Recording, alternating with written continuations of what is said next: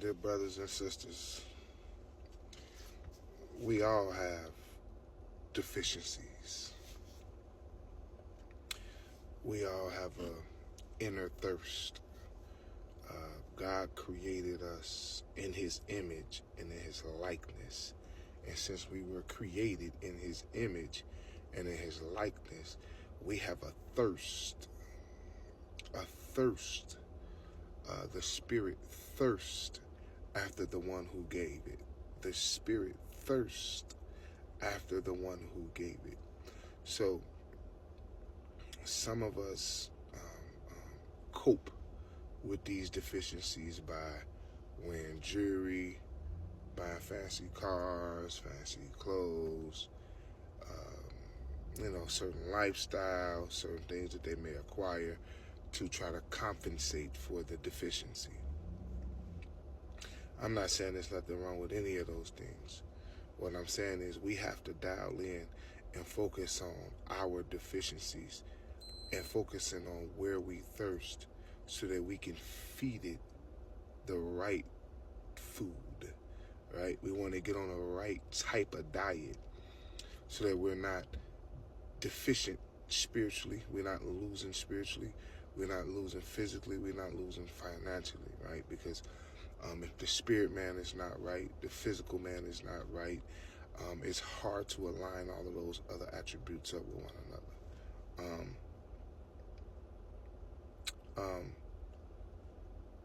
So we have to do a lot of soul searching so that we can begin to fill those empty spaces where we are deficient at, right? We want to do some soul searching so that we can fill those empty spaces where we are deficient at, so we are not using the things of this world to mask those areas, yet we still suffer in those areas, right?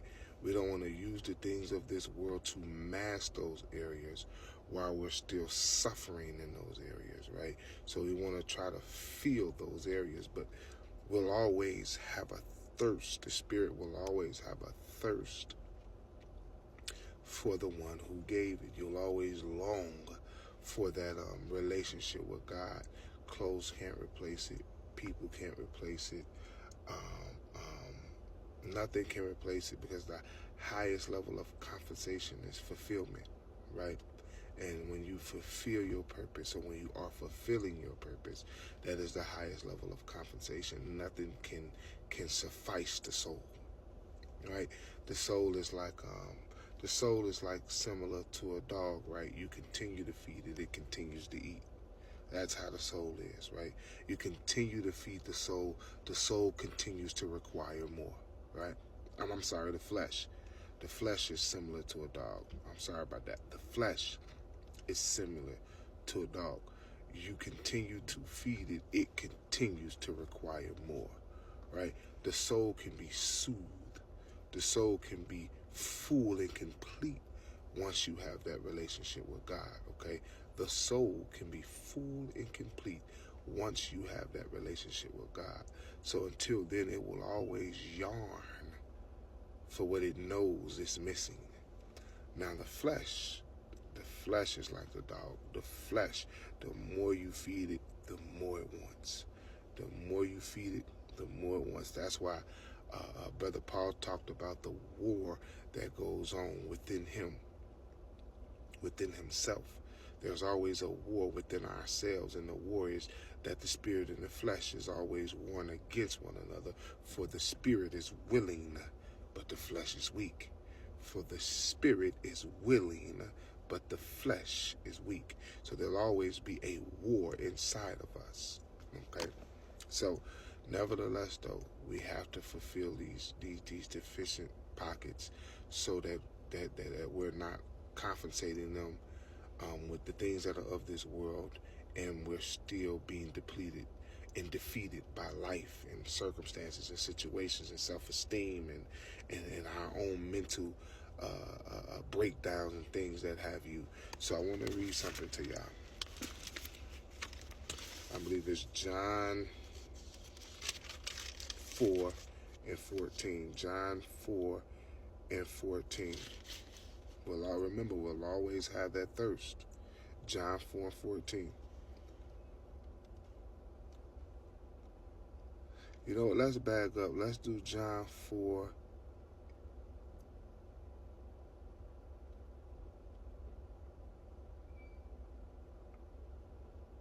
Let's do John 4:10. Jesus replied, if you only knew the gift God has for you and who you are speaking to, you would ask me for living water.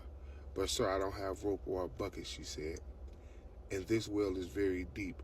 Where would you get this living water? And besides, you don't think there's no greater well than the one that our ancestor Jacob gave us? How can you offer better water than he did, the son of Abraham? And his sons and his animals enjoyed it. Jesus replied, anyone who drinks this water will soon become thirsty again. Anyone who drinks this water will soon become thirsty again. So in other words, when you drink the waters of this world, you will soon thirst again. This is not specifically speaking about H2O.